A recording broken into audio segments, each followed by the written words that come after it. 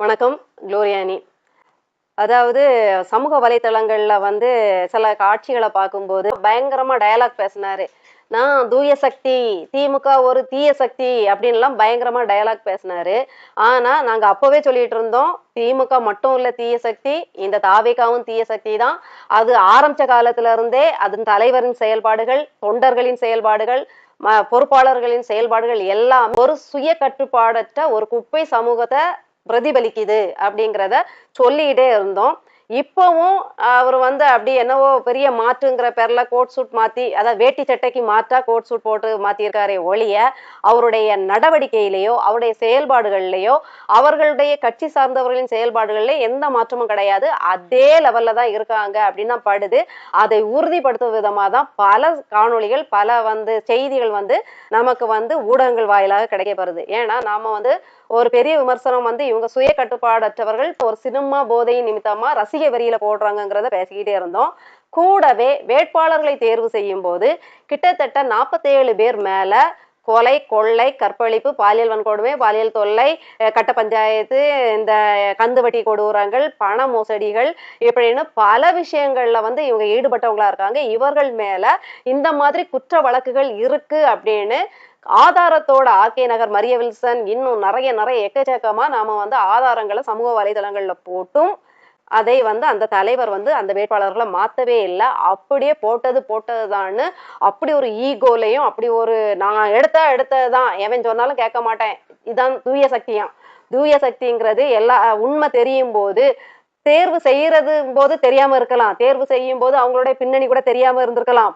ஆனா தேர்வு செய்த பிறகு அதை மாற்றுறதுக்கு ஒரு வாய்ப்பு இருந்துச்சுன்னா, காணொளிகள் வருது, வழக்குகள் விவரங்கள் வருது, எல்லாமே ஆதாரபூர்வமா வரும்போது உங்களுக்கு மாத்துறதுக்கு வாய்ப்பு இருந்தும் நீங்க மாத்தாம எடுத்துக்கிறீங்கன்னா உங்களுக்கு ஒரு 47 ரவுடிகள் தேவைப்படுறாங்கன்னு அர்த்தம். நீங்க ஒரு தூய அரசியலை கட்டமைக்கிறதுக்கு ஆசைப்படல.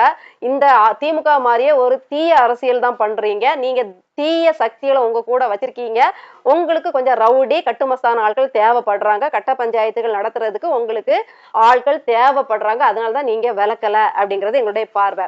இப்போ பாத்தீங்கன்னா பல செய்திகள் வருது, அவ்வளவு அட்ராசிட்டிகள் இந்த பொறுப்பாளர்கள் பண்றாங்கன்னு. இப்போ வந்து ஒரு மாவட்ட செயலாளர் வந்து என்ன பண்ணியிருக்காருன்னா, சரவணன் ஒரு ஆளு, பர்வேஷ் அப்படிங்கிறவங்க எல்லாம் சேர்ந்து எவ்வளவோ கோடிகள் மோசடி பண்ணியிருக்காங்க. நாங்க உங்களுக்கு அதை பண்ணித்தாரோம், இதை பண்ணித்தாரோன்னு சொல்லி ஒரு கூட்டமை நிதிகளை வந்து வாங்கி அதை செஞ்சு தரோம், இதை செஞ்சு தரோம்னு சொல்லி ஏமாத்தி பல கோடிகளை பொதுமக்கள்கிட்ட இருந்து ஏமாத்திருக்காங்கன்ட்டு பொறுப்பாளரோட தலைவன் தான் தமிழ்நாட்டு அரசியல் தலையெழுத்தே இப்ப மாத்திட்டு இருக்காப்ல. பாத்தீங்கன்னா அத்தனை கோடிகள்ல வந்து ஏமாத்திருக்காங்க. அடுத்தது பாத்தீங்கன்னா ஒருத்தர் வந்து அடுத்த ஒரு கபட நாடகத்தை காட்டுறேன்.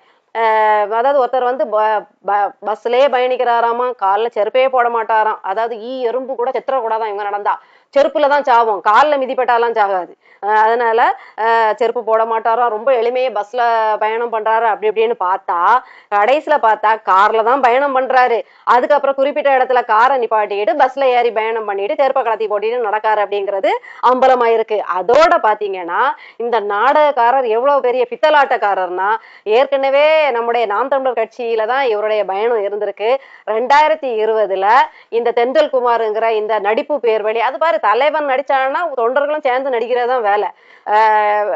இந்த தென்றல் குமாருங்கிற இந்த ஆளு நம்முடைய நாம் தமிழர் கட்சியில பயணிக்கும் போது பல பண விவகாரங்கள்ல மாட்டிக்கிட்டதுனாலேயே இதுல இருந்து நம்முடைய கட்சியில இருந்து தூக்கப்பட்டிருக்கார் அப்படின்னு இப்ப தலைமை குறிப்புல இருந்து நமக்கு ஒரு செய்தி வருது. இவங்களாக்கும் பண விவகாரங்கள்ல மோசடி பண்ணி சம்பாதிச்சு ராஜபோகமா வாழ்ற இவங்க பஸ்ல எளிமையா பயணம் பண்றாங்க. எனக்கு தோணுச்சு, அப்ப நம்ம எல்லாம் எந்த மூளைக்கு அப்படின்னு தோணுச்சு. சரி, ஓகே, நாம ஏன் அதை சொல்லிக்கிட்டு அப்படிங்கிற மாதிரி இருந்துச்சு. சரி, இப்படி எல்லாத்தையும் வச்சுக்கிட்டு அவங்க வந்து எளிமையான மாதிரி நடிக்க தான் செய்யறாங்க. ஆனா எல்லாம் இருந்துகிட்டு உண்மையிலே பஸ்ல பயணம் செய்யறவங்களும் இருக்காங்க, எல்லாமே இருந்துகிட்டு நடையா நடந்து போறவங்களும் இருக்காங்க. அதெல்லாம் அவங்க எல்லாம் அதை விளம்பரப்படுத்தி இப்போ காணொளி போட்டா அது விளம்பரம்னு பேசுவாங்க. பொதுவா அவங்க எல்லாம் விளம்பரப்படுத்திக்கிறதும் இல்லைன்னு வச்சுக்கோங்களேன். எப்படியோ போங்க. இப்படி வந்து ஒவ்வொருத்தரும் அம்பலப்பட்டு இருக்காங்க. இப்படி ஒவ்வொரு வேட்பாளர்களும் தன்னுடைய முதல் கட்ட ஆளே பிளாக்ல டிக்கெட் வித்த ஒரு ஆளு, அடுத்த கட்ட ஆளு லாட்டரியில என்ன சொல்றது, மக்களுக்கு லாட்டரிய வித்து வித்து மக்களை ஏமாத்தி பிழைச்சவங்க. அடுத்தது பாத்தீங்கன்னா அதிமுகல இருந்து ஊழல் செஞ்சுட்டு வந்த செங்கோட்டையன் அவர்கள். அதுக்கு பிறகு ஒவ்வொரு பொறுப்பாளர்கள் ஒவ்வொரு ஆட்கள்னு பாத்தீங்கன்னா அத்தனை அட்ராசிட்டிகள் பண்ணவங்க, வேற வேற கட்சிகள்ல இருந்து தப்பு பண்ணிட்டு வந்தவங்க, இல்ல கட்சி சாராம இருந்தா கூட கட்ட பஞ்சாயத்து அது இது இதுன்ட்டு எல்லாமே பண்றவங்க. ஸ்டாலின் ஐயா அவர்களை தோக்கடிச்சவங்க யாருன்னு பாத்தீங்கன்னா கந்து வட்டியில அந்த ஏரியா மக்களையே போட்டு வாட்டி விதைச்சிட்டு இருந்த ஒரு ஆளு. இப்படி எல்லாரையும் வச்சுக்கிட்டு நீங்க எப்படி கூசாம தூய சக்தின்னு சொல்றீங்க? தயவு செய்து அந்த வார்த்தைகளையாவது விட்டுருங்க. நீங்க யாரா இருக்கீங்களோ அப்படியே கூட வெளிப்படுத்திட்டு போங்க, இல்ல மௌனமா கூட கடந்து போயிடலாம். அதை விட்டுட்டு நீங்க ஒரு திமுகங்கிற உண்மையிலே அது ஒரு தீய சக்தி தான்.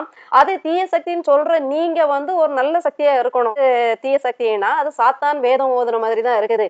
இந்த சாத்தான் வேதம் ஓதுனதை கூட உண்மையான வேதம்னு கேட்ட ஓட்டு போட்ட கிறிஸ்தவங்களுக்கு எப்பேற்பட்ட நரகம் இருக்குன்னு நம்மளால கணிக்கவே முடியல. ஏன்னா நீங்க ஓட்டு போட்டதால நீங்க மட்டும் பாதிக்கப்பட்டா பரவாயில்ல, தனி மனித பாதிப்பு இதுல கிடையாது. நானும் இன்னும் ஒரு ஆளும் சண்டை போட்டா ஒண்ணு அந்த ஆள் பாதிப்போம், அந்த ஆள் குடும்பத்தோட பாதிப்பு நிற்கும், இல்ல எனக்கு பாதிக்கும், என்னுடைய குடும்பத்தோட பாதிப்பு நிற்கும்.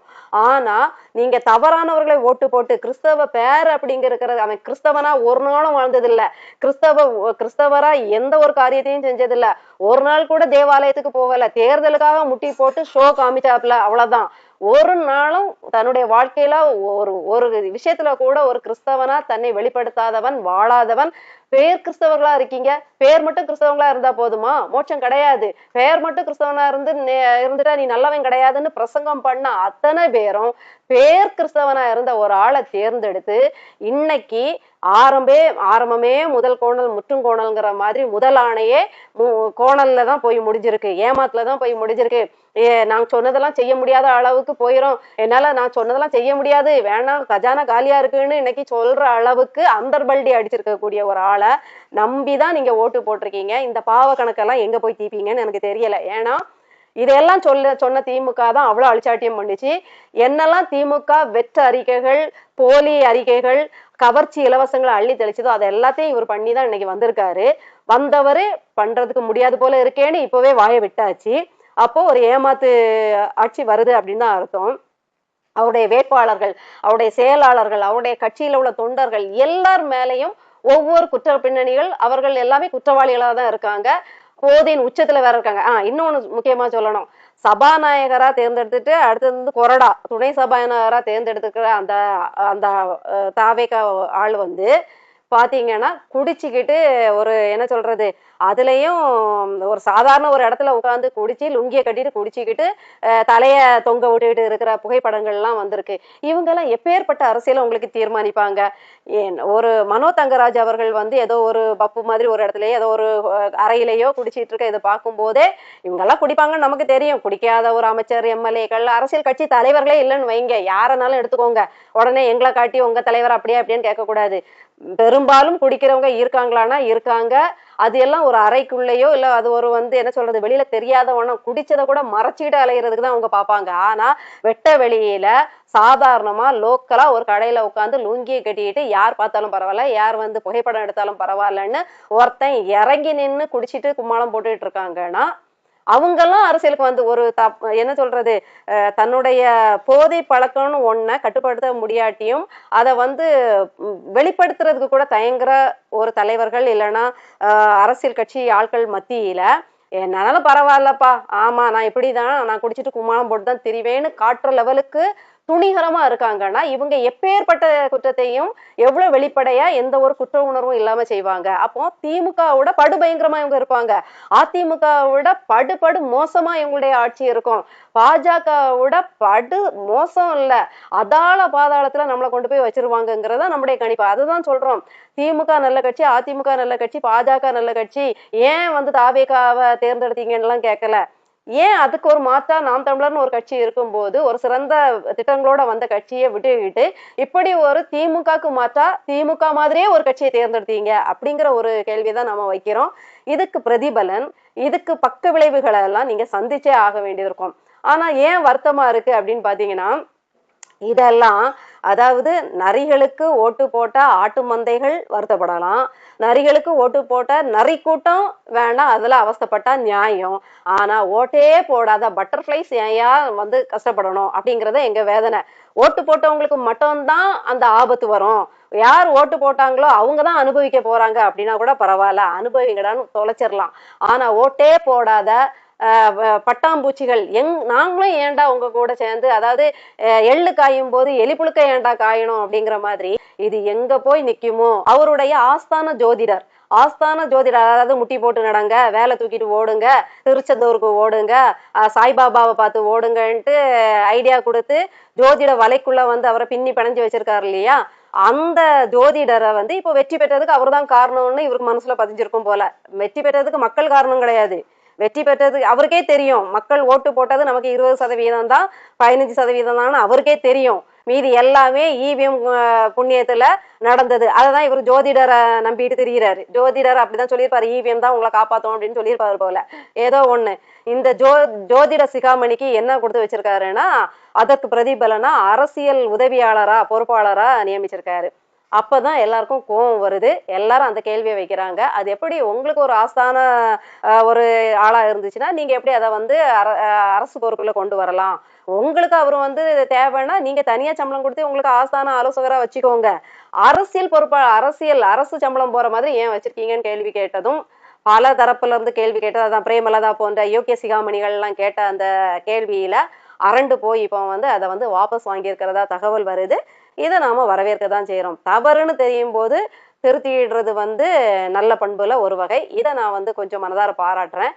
ஆனா இதே அவரு வேட்பாளர் தேர்வுல பண்ணியிருந்தா, வேட்பாளர்கள் பின்னணி இப்படி வந்திருக்கு எடுத்துருங்க அப்படின்னு சொல்லியிருந்தா, இந்த ஊழல் பெருச்சாளிகள் இன்னும் இந்த கட்ட பஞ்சாயத்துக்காரங்களெல்லாம் விலக்கிட்டு நீங்க உண்மையிலே உங்களுடைய மன்ற நிர்வாகிகள்ல யார் நல்லவங்கன்னு பார்த்து பொறுக்கி எடுத்து 2 வருஷம் உங்களுக்கு டைம் இருந்து அந்த 2 வருடத்துல தாராளமா பண்ணியிருந்தீங்கன்னா ஒருவேளை இந்த பெரும்பான்மையில ஜெயிக்க முடியாட்டி கூட கண்டிப்பா ஒரு பெரிய அதிர்வலையை நீங்க ஏற்படுத்திருப்பீங்க, ஒரு நம்பகத்தன்மையும் கிடைச்சிருக்கும். ஆனா நீங்க அத்தனை தீய சக்திகளையும் சேர்த்து இன்னைக்கு தீய சக்திகளையும் ஆதரவுலதான் ஒரு தீய ஆட்சியை நடத்த போறீங்க அப்படிங்கிற அச்சம் தான் எங்களுக்கு பரவிட்டு இருக்கு அப்படிங்கிறத இந்த உண்மையில மறுக்க முடியாது. அப்படிதான் எங்க மனங்கள்ல தோணுது அப்படின்னு சொல்லலாம்.